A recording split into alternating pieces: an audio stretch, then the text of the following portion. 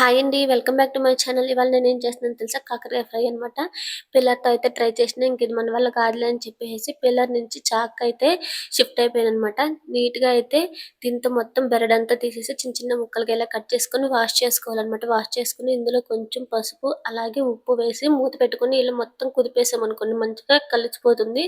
ఇంకేదైనా కలవలేదనుకోండి ఇలా చేత్తో మంచిగా కలిపేసుకొని మూత పెట్టుకొని 10-15 మినిట్స్ వదిలేసేయాలనమాట. ఇంకా అలా పక్కన పెట్టేసుకున్న తర్వాత ప్యాన్ పెట్టి ఇందులో కొంచెం ఆయిల్ వేసి ఆయిల్ హీట్ అయిన తర్వాత ఆవాలు వేసి ఆవాలు వేగిన తర్వాత కొంచెం తెల్లగడ్డలు వేసి అవి కూడా వేగిన తర్వాత మనం పక్కన పెట్టుకున్న కాకరకాయ ముక్కలు ఏవైతే ఉన్నాయో వాటిలో వాటర్ అన్ని నీట్‌గా పిండేసేసి ఇలా వేసేసేయాలన్నమాట మొత్తము. వేసేసి ఫ్రై చేసుకోవాలి మూత పెట్టుకొని.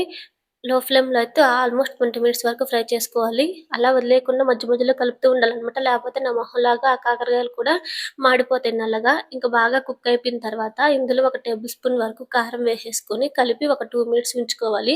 2 మినిట్స్ అలా లో ఫ్లేమ్‌లో ఉంచుకొని తీసేసామనుకోండి మన కాకరకాయ ఫ్రై అయితే రెడీ. అంతే ఈ వీడియో. Bye bye.